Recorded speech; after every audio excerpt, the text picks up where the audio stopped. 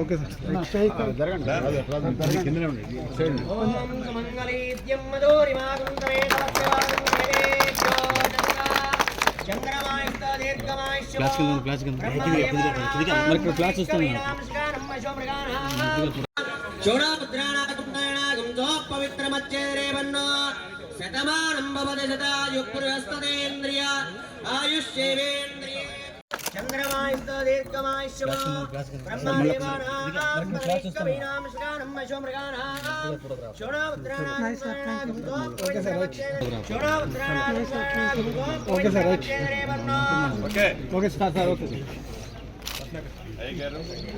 మంచిగా దీవించండి. రాష్ట్రంలో 20 లక్షలు కట్టాలి.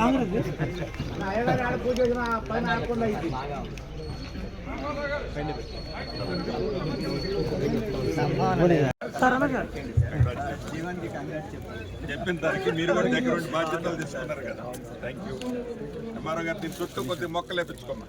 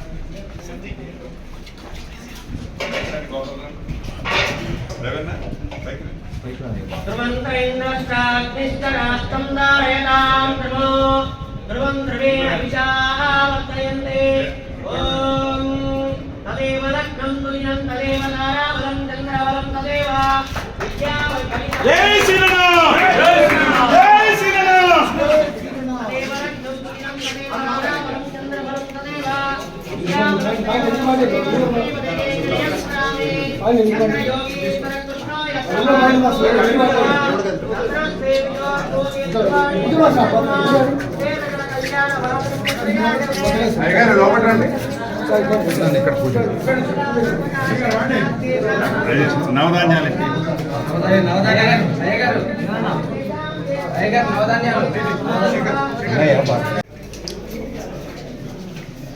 ఎలా ఉంది? So Jeevan Reddy great sir. 30 days మనకు అందించండి. కరెక్ట్ ఇదే రోజు సార్. ఇది బాత్రూమ్ సార్. కాంపౌండ్ ఫ్లాట్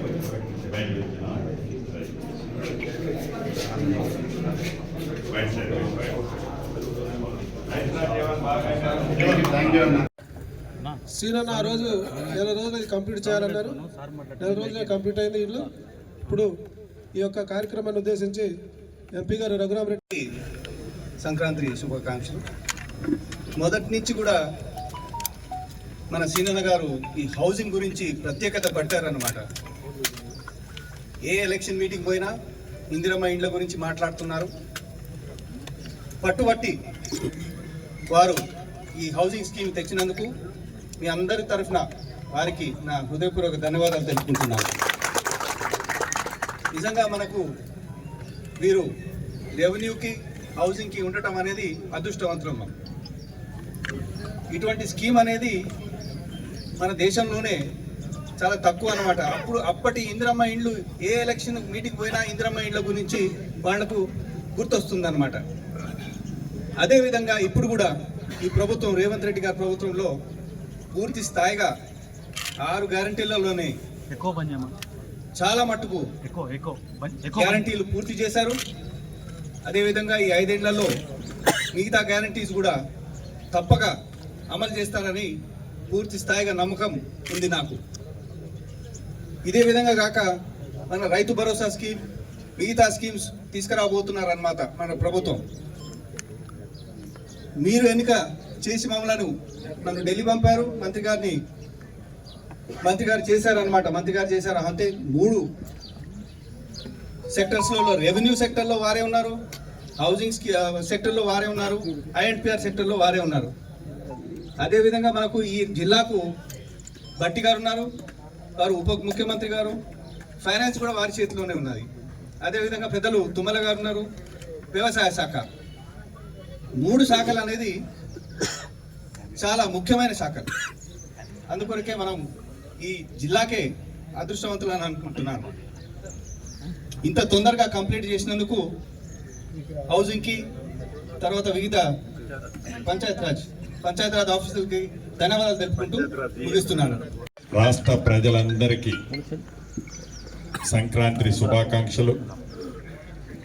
రాష్ట్ర ప్రజలే కాదు, తెలుగు మాట్లాడే ప్రతి ఒక్కరికి ఈ సంక్రాంతి పండగ సుఖ సంతోషాలతో ఏదైతే ఈనాడు ఆనందంగా ఉన్నారో ఈ ఆనందం ప్రతిరోజు ఇలానే ఉండే విధంగా ఆ సంక్రమయ్య మిమ్మల్ని దీవించాలని, రైతన్నలు పండించిన పంటలన్నీ ఈ సంక్రాంతికి ఇంటికి వస్తాయి. ఆ పండిన పంటలు చూసి కొత్త అల్లుళ్ళు, కొత్త కోడళ్ళు, మనవళ్ళు, మనవరాళ్లతో ప్రతి ఇంట్లో చాలా ఆనందంతో ఉంటుంది ఈరోజు. ఇదే విధంగా ఈ రాబోయే రోజులన్నీ ఉండాలని రాష్ట్ర ప్రభుత్వ పక్షాన, నా పక్షాన మనస్ఫూర్తిగా కోరుకుంటూ, ఇంతకుముందే మిత్రులు చెప్పినట్లు పేదోడి కళ చిరకాలంగా గడిచిన 10 సంవత్సరాలలో అలానే నిలిచిపోయింది.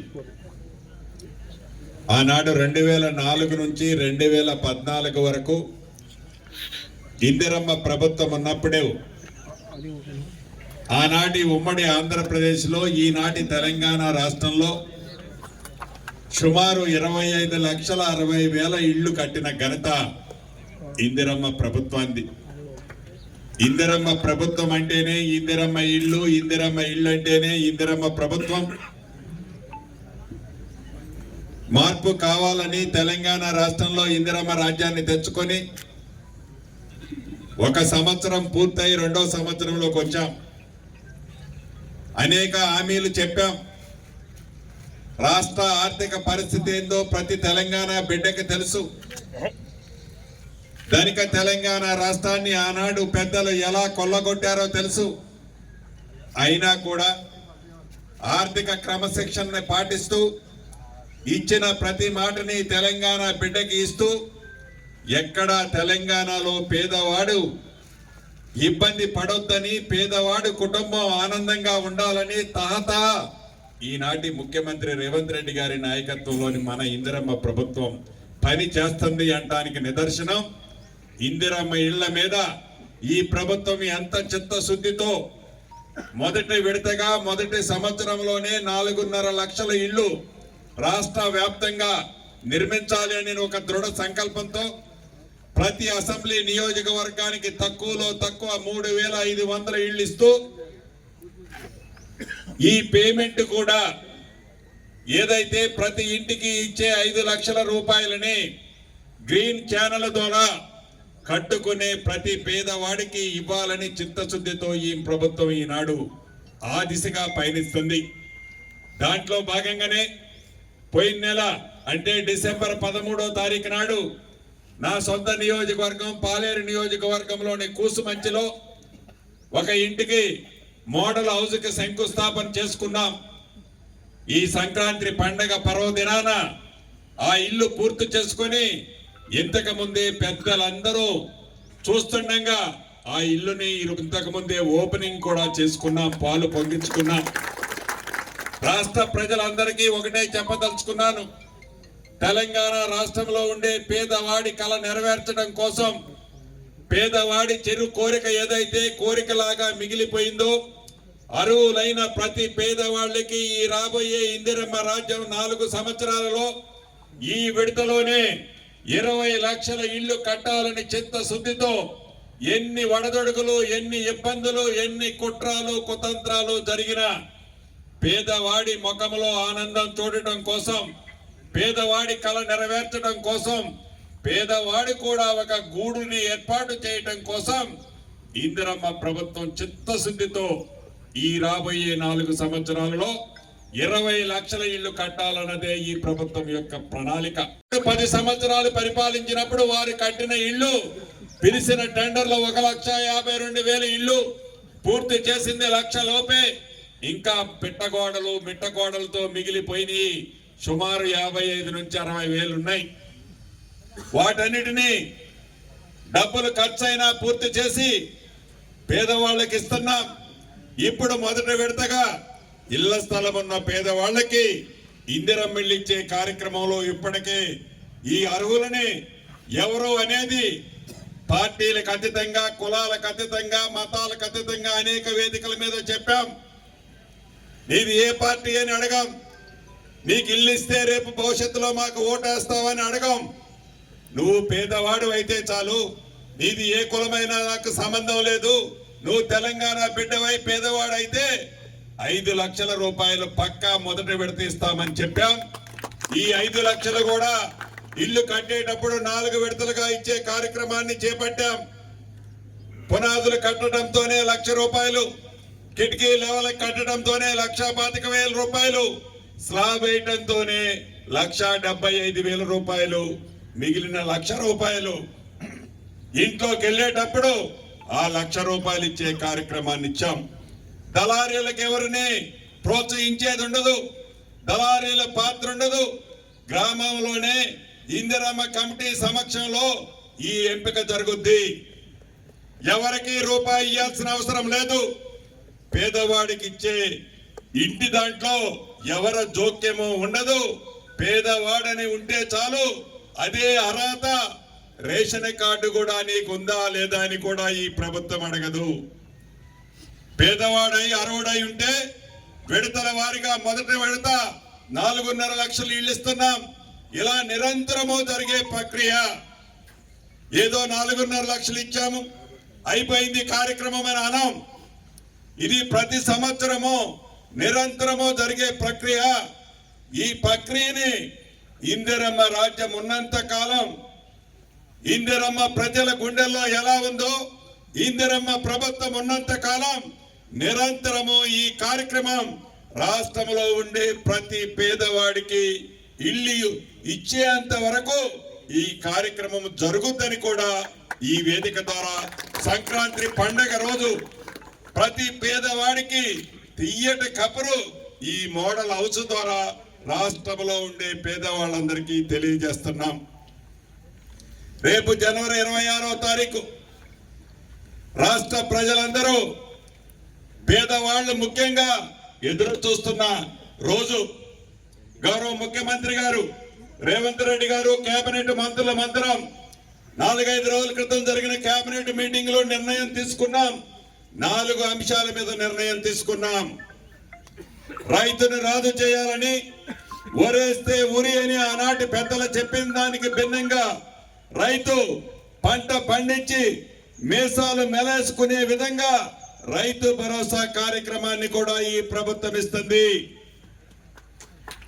అది కూడా ఏమీ నిబంధనలు పెట్టడంలా, కొండలు, గుట్టలు, వాగులు, వంకలు, రియల్ ఎస్టేట్ కి మార్చిన భూములు తప్ప వ్యవసాయానికి యోగ్యమైన ఎన్ని ఎకరాలున్నా ఆనాటి ప్రభుత్వం సంవత్సరానికి 10,000 ఇస్తే, ఈనాడు మన ఇందిరమ్మ ప్రభుత్వం రాష్ట్ర ఆర్థిక పరిస్థితి బాగలేకపోయినా 12,000 రూపాయలు ఇచ్చే కార్యక్రమానికి శ్రీకారం చుట్టింది. పొట్టుమని ఎక్కడా 10 రేషన్ కార్డులు ఆనాటి ప్రభుత్వం ఇవ్వాల. ఇందిరమ్మ రాజ్యంలో అర్హులైన ప్రతి పేదవాడికి తెల్ల రేషన్ కార్డు ఇచ్చే కార్యక్రమానికి 26వ తారీఖు, రేపు జనవరి 26వ తారీఖు నుంచి అర్హులైన ప్రతి ఒక్కళ్ళకి, అది 10 లక్షల 15 లక్షల ఎన్ని లక్షల కార్డులైనా కానీ పేదవాడు అయి ఉంటే చాలు, అర్హులైన ప్రతి వాళ్ళకి కార్డు కూడా ఇవ్వబోతుంది మన ఇందిరమ్మ ప్రభుత్వం. మూడవది, ఏ గ్రామకెళ్ళినా అన్నా భూమి ఉన్నోళ్ళకైతే మీరు రైతు భరోసా ఇస్తున్నారు, ఇల్లు కట్టుకున్న వాడికి ఇల్లు ఇస్తున్నావు, భూమి లేని నిరుపేద కుటుంబానికి ఏమీ ఇయ్యలేకపోతున్నారని అనేక గ్రామాలలో పేదవాళ్ళు అడిగిన సందర్భాలు ఉన్నాయి. దేశ చరిత్రలో ఏ రాష్ట్ర ప్రభుత్వము చేయని విధంగా ఇందిరమ్మ భరోసా కార్యక్రమము ద్వారా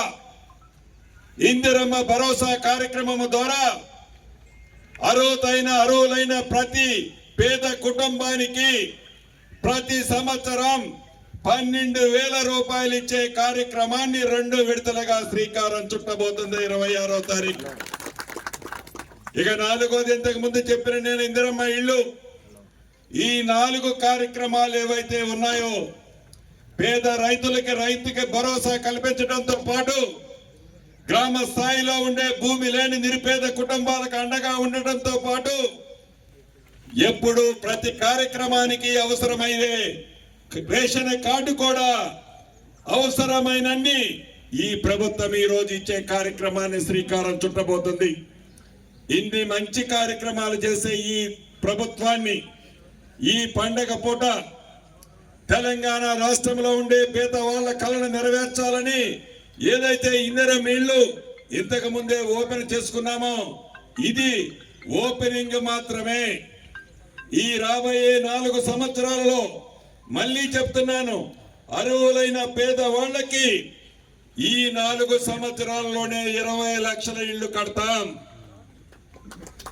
రాబోయే మళ్ళీ మీ దీవెనలతో వచ్చే ఇందిరమ్మ ప్రభుత్వంలో ఇంకా మిగిలిన ఎన్నుంటే అన్ని పూర్తిగా కట్టే కార్యక్రమాన్ని ఈ ప్రభుత్వం శ్రీకారం చుట్టిందని చెబుతూ మరొక్కసారి ఈ పండగ పర్వదినాన రాష్ట్ర ప్రజలకే కాదు తెలుగు మాట్లాడే ప్రతి ఒక్కరికి గౌరవ ముఖ్యమంత్రి రేవంత్ రెడ్డి గారి పక్షాన ఈ ఇందిరమ్మ ప్రభుత్వ పక్షాన నా పక్షాన భోగి శుభాకాంక్షలు, అడ్వాన్స్ గా సంక్రాంతి శుభాకాంక్షలు కూడా తెలుపుతూ సెలవు తీసుకుంటాను.